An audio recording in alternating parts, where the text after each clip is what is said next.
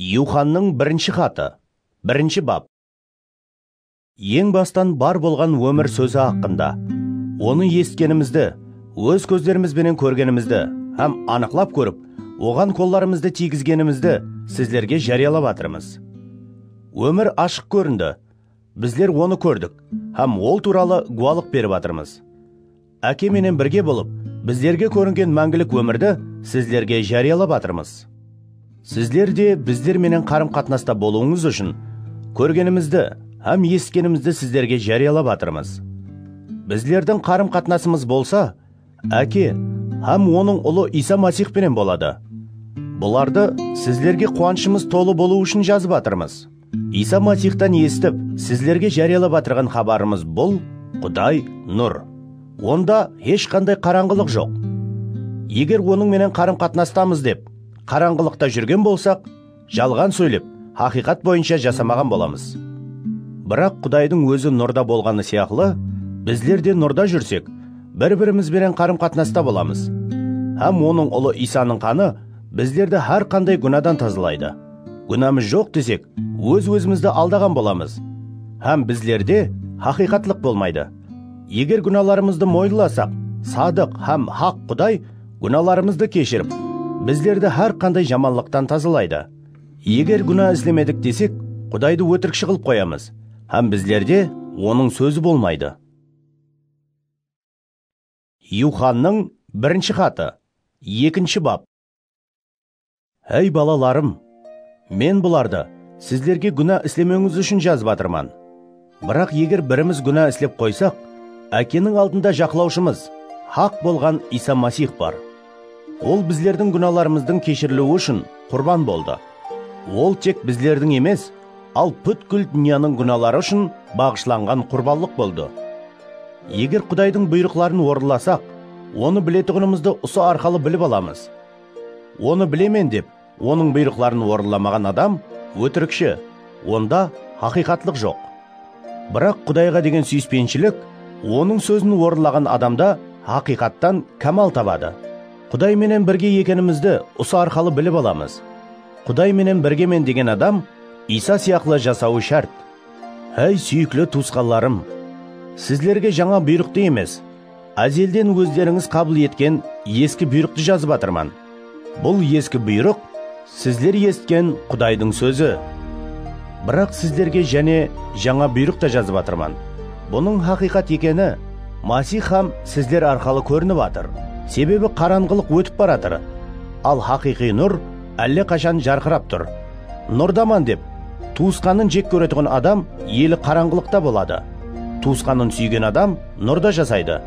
Һәм онда сүрнігуге себеп болмайды. Бірақ туысқанын жек көруші қараңғылықта болады. Ол қараңғылықта жүріп, қаяққа баратырғанын білмейді. Өйткені қараңғылық оның көздерін соқыр еткен.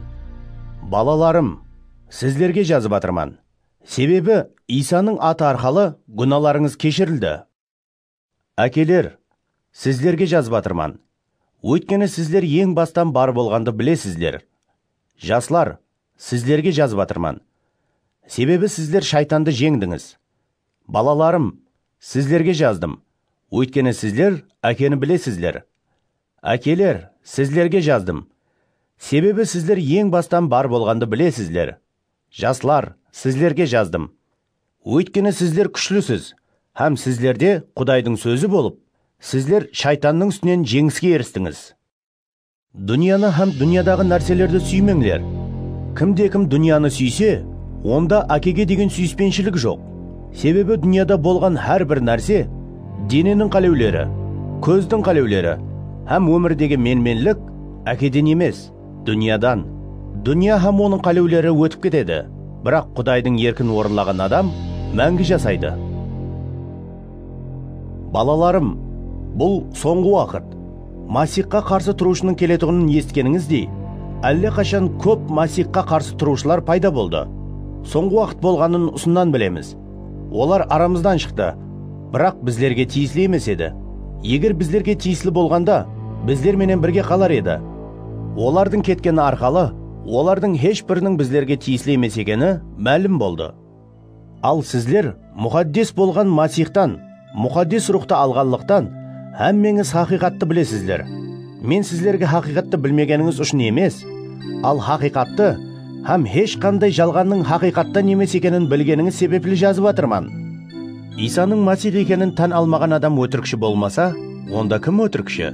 Әкені һәм ұлды тән алмаған адам Масихқа қарсы тұрушы. Ұлды тән алмаған адамда әке де жоқ, ал ұлды тән алған адамда әке де бар. Әуел бастан естіген сөзіңізді өздеріңізде сақлаңлар. Егер әуел бастан естіген сөзіңіз сіздерде болса, сіздер де ұл һәм әке менен бірге боласызлар.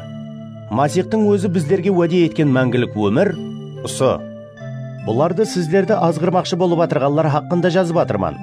Бірақ сіздер Масихтың мұқаддес рухына иесіз. Сіздерде мұқаддес рух болғанлықтан, сіздерге ешкімнің үйретуінің қажеті жоқ. Масихтың мұқаддес рухы сіздерге һәммесін үйретеді. Оның тәлімі хақиқи, жалған емес. Оның сіздерге үйреткені сияқлы Масихпенен жасаңлар. Ауа балаларым, енді Масихпенен қарым-қатынаста болып, ол келгенде, оның алдында ұятқа қалмауымыз үшін мәрт боламыз. Құдайдың хақ екенін білсеңіз, хақ іс қылған әрбір адамның да оннан туылғанын білің. Юханның 1 хаты, 3 бап. Қараңлар, Құдайдың балалары деп аталуымыз үшін әке біздерді қандай ұлы сүйіспеншілікпенен сүйді. Хақиқаттан да біздер Құдайдың балаларымыз. Дүния әкені білмегенліктен біздерді де білмей атыр. Әй сүйіклі туысқанларым, біздер енді Құдайдың балаларымыз. Бірақ қандай болатығынымыз елі біздерге көрсетілмеді. Масих келгенде ол сияқлы болатығынымызды білеміз. Өйткені оның қандай екенін көреміз. Масихтан ұсылай үміт еткен әрбір адам ол пәк болғаны сияқлы өзін пәклейді. Гүнә істеген әрбір адам низамсызлық істеген болады. Себебі гүнәнің өзі низамсызлық. Ал Масихтың гүнәларымызды алып таслау үшін келгенін білесіздер.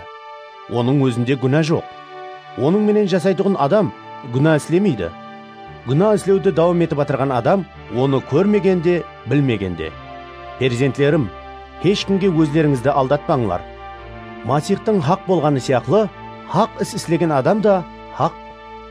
Гүнә істей беретұғын адам шайтаннан. Өйткені шайтан бастан баслап гүнә істеп келатыр. Сондықтан Құдайдың ұлы шайтанның іслерін жоқ қылу үшін келді. Құдайдан туылған әрбір адам гүнә істемейді.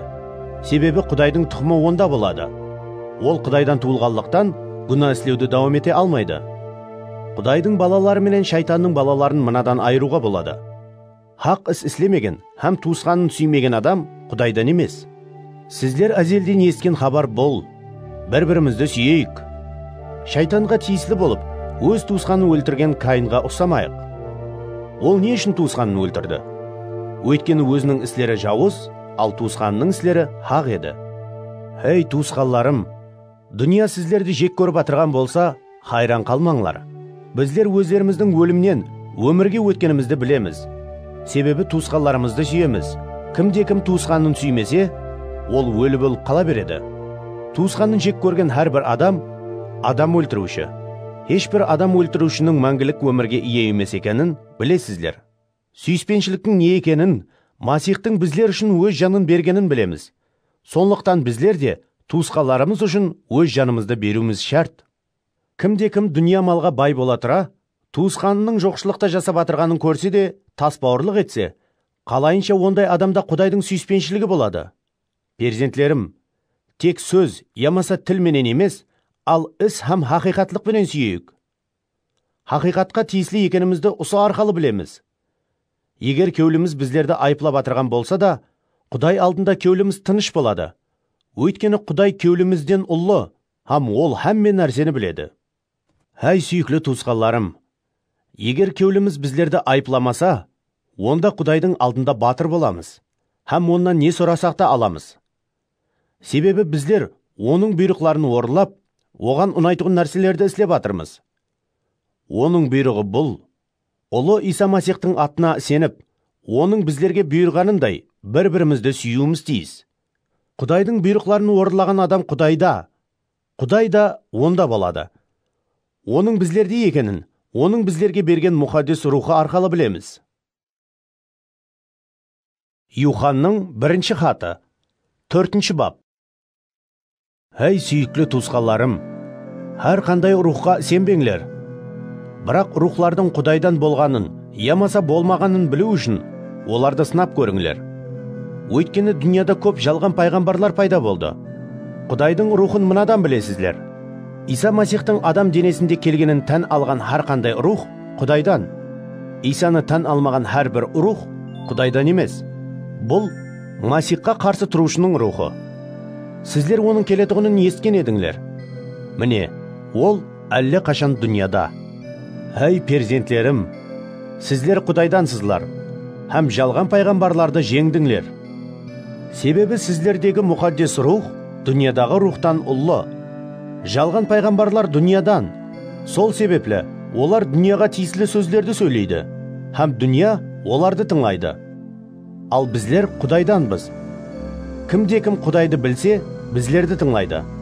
Ал кімде-кім Құдайдан болмаса, біздерді тыңламайды. Хақиқат рухы менен жалған рухты ұсыннан білеміз. Әй сүйіклі туысқанларым, бір-бірімізді сүйейік. Өйткені сүйіспеншілік Құдайдан. Әр бір сүйуші адам Құдайдан туылған, һәм Құдайды біледі. Сүймейтұғын адам Құдайды білмейді. Себебі Құдай сүйіспеншілік. Құдай біздерге деген сүйіспеншілігін былай көрсетті. Құдай өзінің жалғыз ұлын дүнияға жіберіп, біздерге ол арқылы өмір берді. Міне, сүйіспеншілік ұсы. Біздер Құдайды емес, ал Құдай біздерді сүйіп, өз ұлын біздердің күнәларымыздың кешірілуі үшін құрбалық қылып жіберді. Әй сүйіклі туысқанларым, Құдай біздерді осылай сүйген болса, біздер де бір-бірімізді сүюге парызлымыз. Ешкім ешқашан Құдайды көрген емес.